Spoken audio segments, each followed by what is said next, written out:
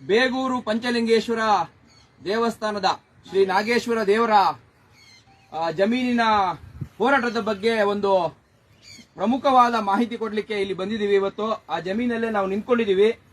ಏನು ಪ್ರಮುಖವಾದ ಮಾಹಿತಿ ಅಂದ್ರೆ, ಅವತ್ತು KRS ಪಕ್ಷ ರವಿಕೃಷ್ಣಾರೆಡ್ಡಿ ಅವರ ನೇತೃತ್ವದಲ್ಲಿ ಹೋರಾಟನ ಶುರು ಮಾಡಿ ದೇವಸ್ಥಾನದ ಜಮೀನು ಭೂಕಬಳಿಕೆ ಆಗಿತ್ತು, ಒತ್ತುವರಿ ಆಗಿತ್ತು ಅನ್ನುವಂತಹ ಒಂದು ಹೋರಾಟವನ್ನ ಶುರು ಮಾಡಿ ಅದರ ಹಿಂದೆ ನಿರಂತರವಾಗಿ ಅಧಿಕಾರಿಗಳ ಜೊತೆ ಸಂಪರ್ಕದಲ್ಲಿದ್ದು ಬೀದಿ ಹೋರಾಟಗಳನ್ನ ಮಾಡಿಕೊಂಡು ಈ ಜಮೀನನ್ನ ಉಳಿಸಬೇಕು ಅನ್ನೋ ನಿಟ್ಟಿನಲ್ಲಿ ನಮ್ದು ಪ್ರಯತ್ನಗಳು ಏನ್ ನಡೆದಿತ್ತು, ಅದಕ್ಕೆ ಮೊದಲನೇ ಹಂತದ ಜಯ ಇವತ್ತು ಸಿಕ್ಕಿದೆ ನಮ್ಗೆ.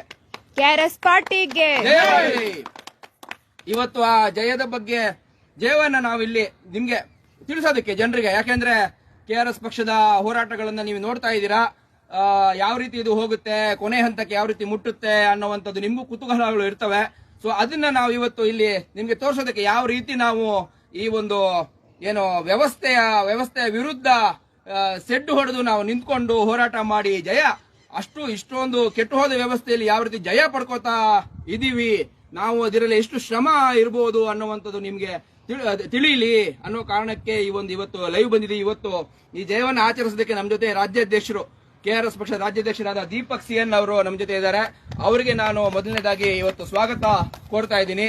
ಈ ನಾಗೇಶ್ವರ ದೇವರ ಒಂದು ಪವಿತ್ರವಾದ ಜಮೀನಿನಲ್ಲಿ ನಿಂತು ನಾವು ಇವತ್ತು ಲೈವ್ ಮಾಡ್ತಾ ಇದ್ದೀವಿ. ನಮ್ಗಂತೂ ಒಂದ್ ರೀತಿ ಒಳಗಡೆಯಿಂದ ಒಂದು ಖುಷಿ ಮತ್ತೆ ಒಂದು ರೋಮಾಂಚನ ಆಗ್ತಾ ಇದೆ. ಈ ತರದ ಒಂದು ಕೆಲಸ ನಡೆದೀತಲ್ಲ, ಯಶಸ್ವಿ ಆಯ್ತಲ್ಲ ಅನ್ನೋ ಕಾರಣಕ್ಕೆ ಇದು ಮುಗ್ದಿಲ್ಲ, ಮೊದಲನೇ ಹಂತದ ಜಯ ಅಂತ ಅದಕ್ಕೆ ನಾನು ಹೇಳಿದ್ದು.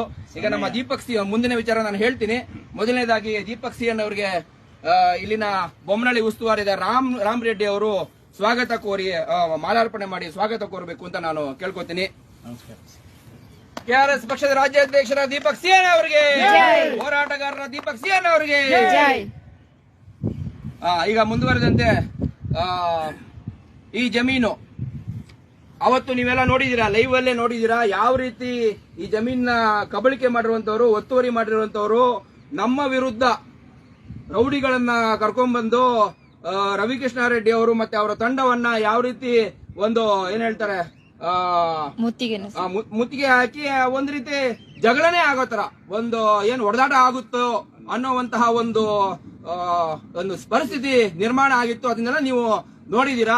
ಆದ್ರೆ ಅದಕ್ಕೆಲ್ಲ ನಾವು ಜಗ್ಗೋರಲ್ಲ ಬಗ್ಗೋರಲ್ಲ. ನ್ಯಾಯ ಸಿಗ್ಬೇಕು ಅಂದ್ರೆ ಅದ್ರ ಹಿಂದೆ ಬಿದ್ದು ನ್ಯಾಯ ಪಡ್ಕೋತೀವಿ. ಅದು KRS ಪಕ್ಷದವರ ಸ್ಟ್ರೆಂತ್. ಇವತ್ತು ಅದೇ ನಿಟ್ಟಿನಲ್ಲಿ ನಾವೇನ್ ಇವಾಗ 13 ಸರ್ವೆ ನಂಬರ್, ಈ ಚಂದ್ರಶೇಖರ್ಪುರದಲ್ಲಿರುವಂತಹ ಸರ್ವೆ ನಂಬರ್ 13 ಮತ್ತೆ 15, ಅದರ ಒಂದು ಟೋಟಲ್ ಆಗಿ ಒಂದು 12.5 ಎಕರೆ ಆ ಜಮೀನು. ಇದು ಏನು ಬೆಂಗಳೂರಿನ ಮಧ್ಯಭಾಗದಲ್ಲಿ ಇರುವಂತಹ, ಒಂದ್ಸಲ ತೋರಿಸಿ ಮೊದಲನೇದಾಗಿ ಈ ಬೇಲಿ ನೋಡಿ, ಇದು ನಾನು ತೋರಿಸ್ತೀನಿ. ಈ ಕಾಂಪೌಂಡ್